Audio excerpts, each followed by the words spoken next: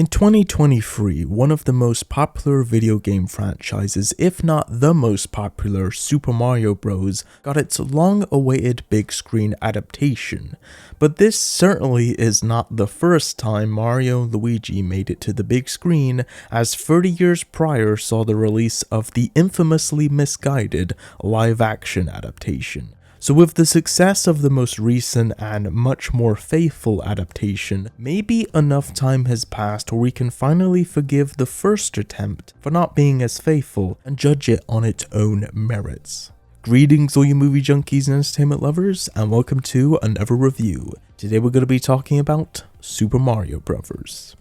The film follows two plumbers from Brooklyn, Mario and Luigi, played by Bob Hoskins and Leguizamo, who through an interdimensional portal find themselves in an alternate universe caused by the impact of a meteorite 65 million years ago, which created a parallel dimension where the dinosaurs evolved into a humanoid race, ruled by the dino dictator King Koopa, played by Dennis Hopper, who sent his cousins Iggy and Spike to kidnap Daisy, who is an archaeology student who discovers that she was brought from the other dimension by her long-lost mother the princess, and that her father the king has now been de-evolved into fungus by Koopa and spread across the Dino City.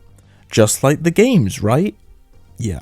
It's been pretty well documented at this point how difficult the production was, with there being multiple rewrites, a constant battle for what tone the movie would take, and how to somehow make it all into one cohesive movie. Now there's a lot of circumstances that I think are very important to note here. The first being that this was a film that was made in a time when darker big screen adaptations like Tim Burton's Batman and the original Teenage Mutant Ninja Turtles were both massive successes at the box office. So the idea of taking Super Mario and making it into something much darker wasn't really considered to be a big risk for the time, as they also needed to dissociate themselves from the Super Mario Bros. Super Show cartoon that did feature very silly and light-hearted live-action segments.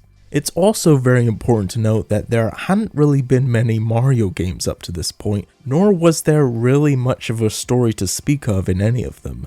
So right from the beginning, it was very clear that they would have to embellish and take a lot of liberties with the source material to try to make a story that would potentially work as a feature film on the big screen.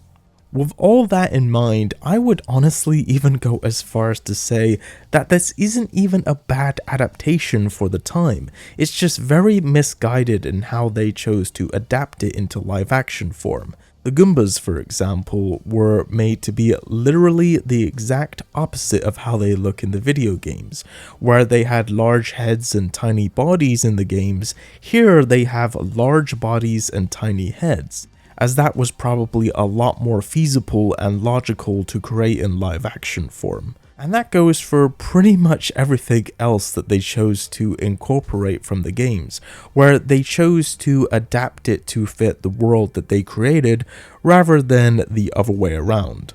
To me, there's just one too many aspects that are incorporated from the games, or at least attempted to be incorporated throughout the film, to say that it wasn't legitimately trying to be somewhat respectful of its source material. I'm not saying that this film necessarily succeeded with all of these attempts, but rather that it was not meant to be as disrespectful as many have insinuated and made it out to be over the years. But if there's one part of this movie that's more or less universally liked, it's the overall production and set design, as it really feels like a lived-in world. And every time I watch the movie, I notice some other bizarre detail or Easter egg in the background that I never noticed before, because there's just so much going on throughout the film.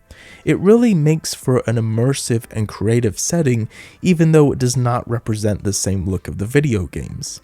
The whole concept and story that they chose to wrap this film in is overall very creative and interesting with lots of potential. But because so many get caught up in the fact that it does not accurately represent the look of the games, they fail to appreciate it for its own weird and unique look that's legitimately impressive and original. The cast, for the most part, I would say do a good job, and even though they had a difficult time on set, Bob Hoskins and John Leguizamo both have great chemistry on screen that works very well for the film. And while many have argued that they don't represent their video game counterparts, I have to ask, what personality did they have to draw upon from the games, because there really wasn't much of one to refer to at this point, especially in 2D side-scrolling form. When you can look past the fact that this film takes a lot of liberties with the source material, look at it for the strange, wonderful ride that it is, there is a lot to be appreciated and enjoyed. Now, am I saying that had they simply removed the Super Mario title and called this film something else, that it would magically be considered an all-time classic of cinema? No, absolutely not. This film is by no means perfect, and still would probably be looked at and considered a bizarre special effects relic of the 1990s, which it very much is. I think it's safe to say that it probably wouldn't have faced as much ridicule and judgment as it has over the years.